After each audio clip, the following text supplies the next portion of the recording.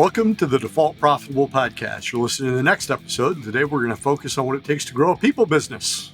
We'll have some stories, some successes, some failures from an actual business owner. I'm your host, Matt Nettleton, and today my guest is Jeremy York. Jeremy, welcome to the show. Hey, Matt, thanks so much. Glad to be here. Well, we talked a little bit before when we were getting this scheduled. We talked a little bit now. Why don't you take 2 or 3 minutes, introduce yourself and introduce your business to everybody that's listening? Absolutely. My name is Jeremy York. I'm a resident of Indianapolis, and I actually started my business back in 2013. And what it is an HR consulting firm where we specialize in working with different types of businesses, whether it's for-profit or nonprofit in all types of industries, help navigate those uncharted waters for some or those rough waters for others, as it relates to managing your people in the employment relationship. So we pretty much do most things underneath the HR umbrella, with the exception of payroll administration. We don't do that, and benefit administration, we don't do that. But pretty much anything else, if it involves your people or your employees, we pretty much have you covered. All right. So you started the business in 2013. What were you doing beforehand? Why did you end up, what drove you that way? Yeah. So that's a great question. So I actually started out in HR right out of college, and I got my first job working at a pretty good size insurance company, and we had about 1,100 employees at the time, and that's where I really got into HR. I always was passionate about HR and the work that we did, and for some reason, I was always intrigued with consulting. Not exactly sure what it was about that, but I think when I look back on it now, it's more about being able to help people and really problem solve and to help people's business or to help managers or leaders be at their best. So I actually got started working at another consulting firm, and that's where I got my foot in the door with consulting and learned about the consulting business, what to do, how do you work with all of that.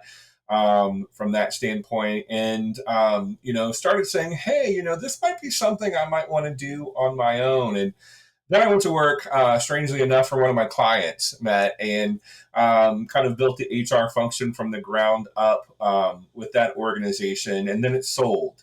And at that point in time, I thought to myself, is this the time that I should go out there, as people say, hang my own shingle out and start my own business? And the more I started to research it, the more I looked into it, the more I learned that people say there's never really a good time to do it. So if you're waiting for a moment or if you're waiting for a sign, it's probably not going to happen. You just have to get out there and do it. So at that point in time, I said, well, you know what? I've got nothing to lose. So let me go out there and let me start this business and see how I fare. And here I am, 11 years later, continuing to do this and loving every moment of it. So when you're sitting there in 2013, right, you take a job with your client, you get HR stood up, then they get sold, and you're like, oh, now I got to go do something else. I'm sure you had the skills to get hired by somebody else. What was it that made you go, I think I'm going to do this on my own? Yeah, that's an easy question for me to answer. And one of the things about consulting and also working in the HR arena, you do get a lot of introductions into leadership of large organizations, small organizations. You learn a lot about what CEOs do, CFOs, and all of those kinds of people do in those leadership capacities. And to be honest with you, I looked at a lot of those folks that I worked with, whether it was a consulting capacity or whether it was through the jobs that I held, and thought to myself, gosh, these people really aren't any different than I am. I can do this. Like, if they can do it, I can do it, because I'm here advising them and consulting with them on a lot of the big kinds of challenges, not just people challenges, but a lot of times operational issues that obviously impacted the workforce. And so after being able to see that and just kind of seeing how those folks worked in those capacities, I said to myself, hey, Jeremy, look, if they can do it, you can do it. Why not just go out there and try it for yourself? And You will never know until you step out there and try it. And so that's what I really did. And to be honest with you, Matt, I think with a lot of people, it is scary as heck, right? When you go from having a paycheck coming in on a regular basis to where now it's like, oh, I'm the one responsible for generating that paycheck. So, but it's been well worth it. So, you know, typical startup falls into one of two categories. One, they're passionate about the industry and they're like the money's really not an issue. They just love people. And the other end is, hey, I see an opportunity here. I think I can make some money. Which of those two ends of the spectrum did you fall on? Did you opportunity or passion? Well, it's probably a combination of both. But if you had to pinpoint me to one particular thing, it would probably be passion. And I'm very passionate about the work that we do. And I think it's because when I look at people in general and I think about we all have to work, most of us, right? We all have to go to work. We all have to make a living, support our families, support our buying habits, support our lifestyles. And so, why can't that be something that we love and enjoy every day that we do? Everyone's talked about the old adage that you never have to work a day in your life if you love what you do. And I firmly believe that. So there was this passion surrounding me about human resources, people operations, people strategy that I really, really, really embraced and said, hey, we can create workspaces that people really like. I grew up in a household where both of my parents were very blue collar workers, and I got to see kind of how their employers treated them. My dad worked for a company for almost 30 plus years. My mom worked for her company for almost 45 plus years. So I got to see how they were treated. And I thought, why can't we develop workplaces where people really, really love what they do? So that was really kind of driving part of why I wanted to do consulting and open a business. The second part really is that there was an opportunity. All of these small and medium sized businesses, and even some of the larger ones, all needed additional hands and resources to help them with their people and their employees and with being able to create policies that align with culture, create people strategies that motivated and engaged their workers. And so I kind of merged those two together and said, okay, let me go out and let me do this because I think there's a need. And sure enough, as soon as I kind of launched the business full time to do it, I already had my first client ready to go. And we've just kind of built upon that momentum from the beginning. So now you used the phrase small business. And so I'm a huge fan, right? So there's, according to the research that I had done, I started looking, there's 24,000 EINs in the 317 area code with less than $50 million of revenue. And so I think people overlook how dynamic and how big the small business market is. But your statement, they always need more hands. Well, yeah. I mean, if you're providing an advanced HR solution, I mean, a $5 million company probably isn't building that all on their own. Well, and the thing is that people don't know what they don't know. We all can't be experts in everything, right? And so a lot of entrepreneurs and people who go out there and start their businesses that maybe not even classify themselves as an entrepreneur, but just, I just wanted to be a business owner. You're not an expert in everything. You're probably an expert in something that you're doing, right? That's why you wanted to start your business and start doing what you're doing. But you always need extra people to help support you. And, navigating the employment world, all the regulations, all of the, rules, all of the laws and things like that can be really challenging. And a lot of people don't even know what those are. So, we find a lot of business owners utilize consultants and other kinds of resources to fulfill some of those needs. Why they might not have a full-time, budget for a person to do that, but they can utilize consultants and other experts to come in and be able to, work on a problem that they need solved, or to be able to answer questions or what have you, and utilize them when they need them. And so that's kind of the beauty of that for small businesses. But you're right with this large number of small businesses within the 317 area code. It's amazing, and it's flourishing, and it's growing every day. And people are looking for resources. They're looking for partners to fill some of those needs of where they're maybe not the expert. And so I think there's a lot of opportunity for folks in each of those niches to kind of flourish. So let's go back to 2013. What are some of the things that were going on then when you started the business that you didn't know, and that if you had known would have helped you grow more quickly?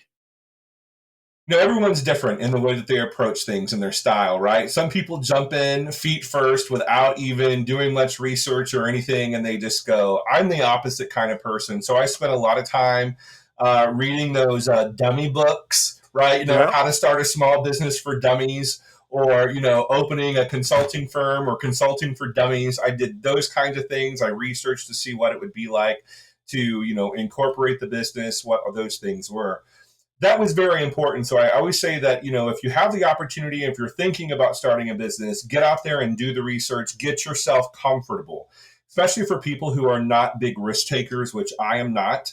Having that data and having that information makes it a lot easier to take that leap into starting your business. That's one of the things. The other thing is I would say, don't underestimate the power of your network. Look at all the people that you're connected to, let them know what's going on, that you're starting a business, what you're doing, what your business is, and don't be afraid to reach out to friends and family, former business contacts if appropriate, all of that, and make those connections and be able to do that. That's really important, because you don't know, someone might know someone who might know someone who might know someone, and that might be your first in. And so that's important. The third thing is that don't spend a lot of big dollars marketing initially. I'm not saying don't market, so don't take that the wrong way. We definitely want to market, we definitely want to promote, but don't think that it's going to take big dollars for you to do it initially. Because most small business owners, when they really get going and starting up in the beginning, it's the word of mouth, the connections, and the relationships that really provides the firm foundation for them to be successful in getting that business going. Then you can begin to invest in the business later on with more, marketing efforts that you might want to have a budget for or plan to budget for. So it's funny, two of the things that you talked about, marketing and your network. You threw out that detail of you started up and right away you had your first customer. Where'd that customer come from?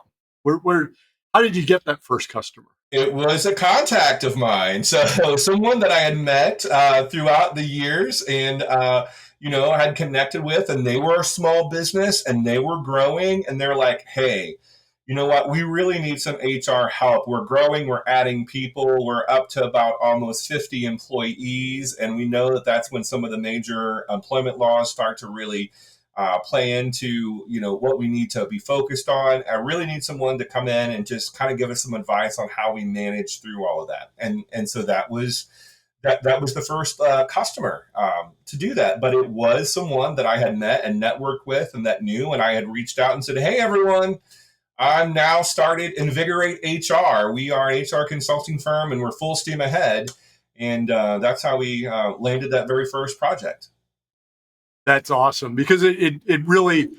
So there was a couple episodes ago, maybe 20 episodes ago, American Facilities. I asked the guy how he got his first. He said, "Well, I put a suit on and I walked 2 doors down from my apartment and knocked on a building." Said, "Hey, I think I can clean your building," and they took him. Right, Yeah. but I mean, just speaking up and saying this is what I want to do. It sounds crazy, but it's like the most basic thing that you can do, and it's the simplest way to start a business. Well, and the thing is, too, is that you've already built credibility with a lot of these folks, right? They're your contacts. They know you. They know your reputation. They know who, what you're about. They know your work ethic. So there's a lot less risk in them being able to go with you than someone they don't know. And it also makes them more comfortable about being able to refer you to other people that they do know within their network. So I Yeah. think that is one of the biggest lessons that I think people that I've learned that people many times undervalue is just their network. Yeah. All right. So if you get somebody that comes to you and says, Jeremy, I'm thinking about leaving the corporate world, I'm going to go start my own thing. Do you encourage them or do you discourage them? I encourage them. I say, do it. That's what I say first. Do it. And then I follow that up with a caveat. And I say, but be prepared, right? Plan accordingly.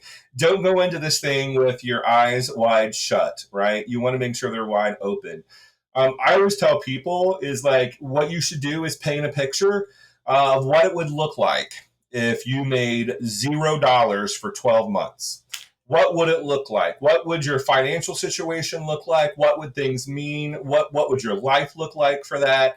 Et cetera. And start there, because if that doesn't look too scary for you, then what concerns do you have? You can go out there, because that's like the biggest concern of people, right? Food, shelter, security. If we can provide that, within a 12-month period by making $0, then I can take that step out there and invest in what I'm doing and to see if this is going to work. Now, chances are of you making $0 in 12 months is probably very low. You're going to make some kind of money somewhere around there, but it's more of that exercise of peace of mind and being able to take a lot of those fears and just erase them by doing that exercise. So I encourage them to do that and to plan. And I always encourage people to write a business plan. Now, it doesn't have to be some perfect business plan that you're trying to submit to the bank initially, et cetera. Just find a template online, write a business plan, get your general feel, the general skeleton for what you want for the business. And it helps you realize this thing and to help it come to fruition by doing that. So that's kind of the advice that I give people who say, hey, I want to go out there and I want to do this. All right. Well, it's interesting because it's encouragement, but then, oh, by the way, how are you going to live without money for 12 months? Yeah. So it's kind of, you got both ends there. Well, and like what I say is that it really does take some of the fear out. It makes you address some of those what you're scared of, right? Like, so, Yeah. okay, what could this look like if I made $0? Now, like when I went out and did this, I said, okay, here's what it would look like, knowing good and well that if I needed to go drive for Uber to be able to make money to pay my house payment or my utility bills or anything like that, I would go and do that, right? There was a backup plan. But it's just nice to go through that exercise to see what that looks like, to just really have those fears subside and to address any of the fears that you might have that come up during that exercise.